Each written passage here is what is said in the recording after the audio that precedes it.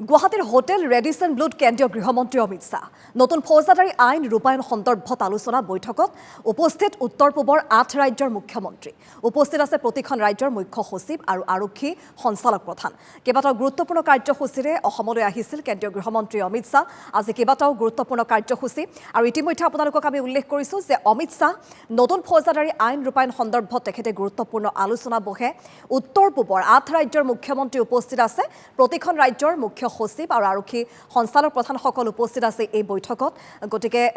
আমি জনাইছো যে এখন গুৰুত্বপূৰ্ণ বৈঠক গুৱাহাটীৰ হোটেল ৰেডিসন ব্লুত কেন্দ্ৰীয় গৃহমন্ত্ৰী এয়া অমিত শাহ আৰু এই সন্দৰ্ভতে সবিশেষ জানিবলৈ পোনপটীয়াকৈ লাইভত যাবলৈ বিচাৰিম লক্ষ্য গোহাঁই আছে লক্ষ্য গোহাঁই পোনপটীয়াকৈ আপোনাৰ সৈতে সংযুক্ত হৈছো কেন্দ্ৰীয় গৃহমন্ত্ৰীগৰাকীৰ কেইবাটাও গুৰুত্বপূৰ্ণ কাৰ্যসূচী আৰু বিশেষকৈ হোটেল ৰেডিসন ব্লুত এই সময়ছোৱাত কেন্দ্ৰীয় গৃহমন্ত্ৰীগৰাকী গৈ উপস্থিত হৈছে নতুন ফৌজদাৰী আইন ৰূপায়ণ সন্দৰ্ভত আলোচনা হোৱাৰ কথা গতিকে আপোনাৰ পৰা সবিশেষ জানিবলৈ বিচাৰিম লক্ষ্য গোহাঁই হয় তৃষ্ণা চাওক যে ভাৰতীয় ন্যায় সংহিতা আইন আৰু বিশেষকৈ যি নতুন ফৌজদাৰী আইন সেই বলবৎ হোৱাৰ পিছৰে পৰা দেশৰ অন্য প্ৰান্তৰ লগতে উত্তৰ পূৰ্বাঞ্চলৰ যিবোৰ ৰাজ্য আছে সেই ৰাজ্যসমূহত এই নতুন ফৌজদাৰী আইনখন কেনেধৰণে তেওঁলোকে পৰিচালনা কৰিব কেনেধৰণে এই নতুন আইনখন তেওঁলোকে ৰাজ্যসমূহত ইমপ্লিমেণ্টেশ্যনৰ ক্ষেত্ৰত কেনেধৰণৰ তেওঁলোকৰ ভূমিকা থাকিব সেই সন্দৰ্ভতে আজি বিশেষ পৰ্যালোচনা বৈঠক অনুষ্ঠিত হৈছে আৰু য'ত কেন্দ্ৰীয় গৃহমন্ত্ৰীয়ে যিখন বৈঠক সেই বৈঠকৰ নেতৃত্ব লোৱা পৰিলক্ষিত হৈছে আৰু উত্তৰ পূৰ্বাঞ্চলৰ মণিপুৰক বাদ দি প্ৰতিখন ৰাজ্যৰ মুখ্যমন্ত্ৰী আহি ইয়াত উপস্থিত হৈছেহি তেওঁলোকৰ ৰাজ্যসমূহৰ আৰক্ষী সঞ্চালক প্ৰধানসকল উপস্থিত আছে মুখ্য সচিবসকল উপস্থিত আছে আৰু ইয়াৰ উপৰিও মণিপুৰৰ যেহেতু মুখ্যমন্ত্ৰীয়ে কিছুদিন পূৰ্বে পদত্যাগ কৰিছিল সেয়েহে মণিপুৰৰ ৰাজ্যপাল আহি ইয়াত উপস্থিত হৈছে ৰেডিসন ব্লুত আৰু প্ৰায় 2 ঘণ্টা ধৰি এই বৈঠক ইতিমধ্যে চলি আছে ৰেডিসন ব্লুত আৰু এই নতুন যি ফৌজদাৰী আইন সেই ফৌজদাৰী আইন যেহেতু কাৰ্যকৰী কৰাৰ ক্ষেত্ৰত বা যি ধৰণে তাক পৰিচালনা কৰাৰ ক্ষেত্ৰত কি কি নিয়ম পালন কৰিব লাগিব বা কেনেধৰণে তাত কিবা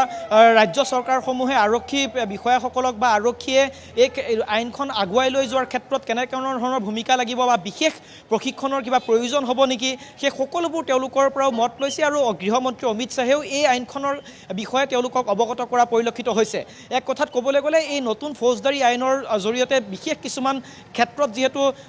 বিশেষ গুৰুত্ব দিয়া হৈছে বিশেষকৈ ধৰ্ষণৰ ক্ষেত্ৰত যিবোৰ আগতে IPCৰ অধীনত যি ধৰণৰ তেওঁলোকক দোষী সাব্যস্ত কৰা হৈছিল অভিযুক্তক যি ধৰণে দোষী সাব্যস্ত কৰা হৈছিল যিবোৰ তেওঁলোকৰ ওপৰত শাস্তি দিয়া হৈছিল সেই শাস্তি যিহেতু এই নতুন ফৌজদাৰী আইনৰ জৰিয়তে কিছু সালসলনি হোৱা পৰিলক্ষিত হৈছে ধৰ্ষণকাৰীৰ ক্ষেত্ৰত দেশদ্ৰোহিতাৰ ক্ষেত্ৰত বা মহিলাই গোচৰ দিয়াৰ ক্ষেত্ৰত কিছু নতুন নিয়মৰ ইয়াত যিহেতু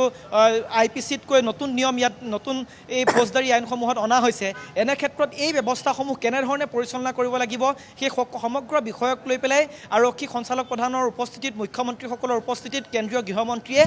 পৰ্যালোচনা ইতিমধ্যে চলাই থকা পৰিলক্ষিত হৈছে আৰু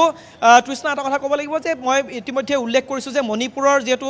বীৰেন সিঙে পদত্যাগ কৰাৰ পিছত এতিয়া তাৰ যিটো শাসন ব্যৱস্থা ৰাজ্যপালৰ নেতৃত্বত আছে ৰাজ্যপালে যিহেতু চলাই আছে আৰু শেহতীয়াকৈ আমি সকলোৱে গম পাওঁ যে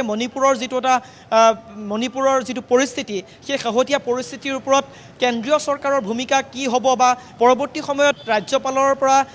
কেনেধৰণে তেওঁলোকে এই ৰাজ্যখন চলাই যোৱাৰ ক্ষেত্ৰত কি বিচাৰিব সেই সমগ্ৰ বিষয়ক লৈ পেলাই আজি এক সুকীয়া বৈঠকৰো আয়োজন ইয়াত অনুষ্ঠিত হ'ব বুলি ইতিমধ্যে আমাৰ হাতত খবৰ আছে যে